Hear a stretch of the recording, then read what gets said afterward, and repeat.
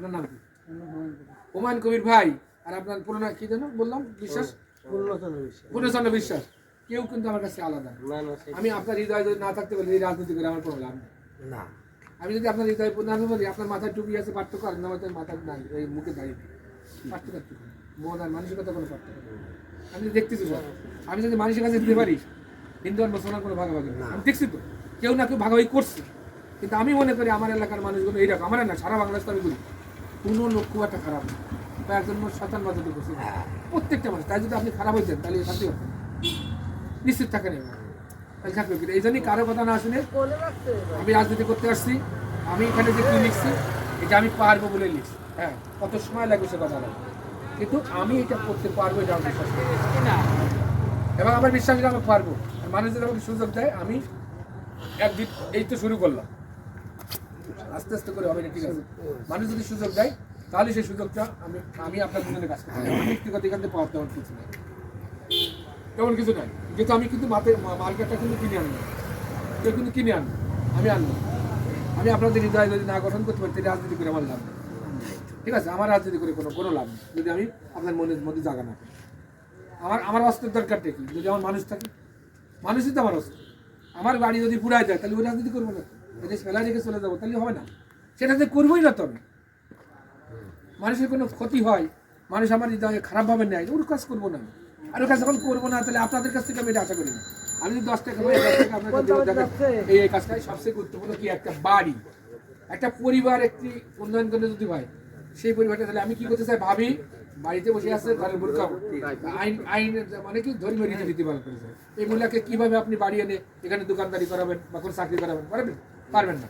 বাইরে এসে বাইরে উনি কি বলেন, ওইখানে বসে উনি যদি বাড়ির কাজ করার পরে, ধর্মীয় কাজ করার পরে সে যদি আরো 500 টাকা ইনকাম করতে পারে তাহলে কি পরিবার জন্য উঠবে না? তাই কি করে করবে? সে বাড়িতে বসেই সে কাজটা করবে।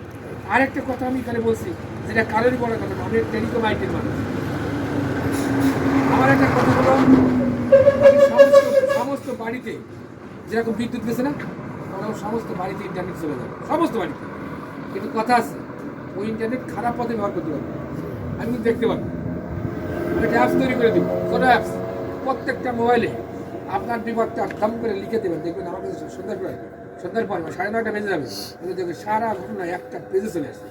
এই মারামারি হয়েছে, ওই কাটিছে, অমুক সমস্যা হয়েছে, যে যার মতো লিখে দেবেন। আমার সন্ধ্যার পরে 9:30 পরে দেখবেন আমার কাছে ওই মোবাইল থেকে লিখে দিলেই আমার কাছে এইরকম একটা খবর চলে আসবে যে এই সমস্যা হয়েছে, সারা বাংলা, সারা আমার এলাকায় এই হয়েছে। এই কথা এসপি সাহেব, ডিসি সাহেব, অন্য ওসি জানতে পারে।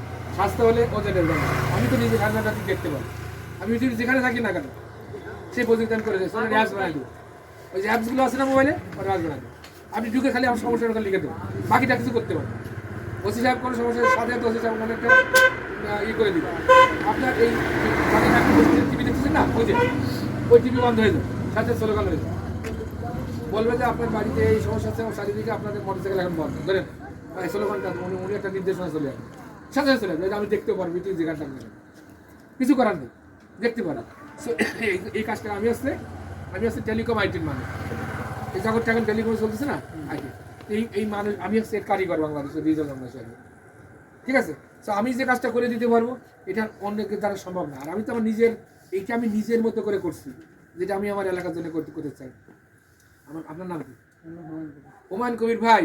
আর আপনার পুরো নাম কি যেন বললাম? বিশ্বাস, পূর্ণচন্দ্র বিশ্বাস। কেউ কিন্তু আমার কাছে আলাদা। আমি আপনার হৃদয় যদি না থাকতে পারি এই রাজনীতি করে আমার কোনো লাভ নেই। না, আমি যদি আপনার হৃদয় না বলি আপনার মাথায় টুপি আছে পার্থক্য আর আমার মাথায় নাই, এই মুখে দাঁড়িয়ে পার্থক্য মন আর মানসিকতা কোনো পার্থক্য আমি দেখতেছি। আমি যদি মানুষের কাছে দিতে পারি হিন্দু আর মুসলমান কোনো ভাগাভাগি না, আমি দেখছি তো কেউ না কেউ ভাগাভাগি করছে। কিন্তু আমি মনে করি আমার এলাকার মানুষগুলো এইরকম, আমার না সারা বাংলাদেশ আমি বলি কোনো লোক খুব একটা খারাপ না, বা একজন শতান বাজাতে করছে প্রত্যেকটা মানুষ। তাই যদি আপনি খারাপ হইতেন তাহলে শান্তি করতেন, নিশ্চিত থাকেন। তাহলে থাকবে কিন্তু এই জন্যই কারো কথা না শুনে আমি রাজনীতি করতে আসছি।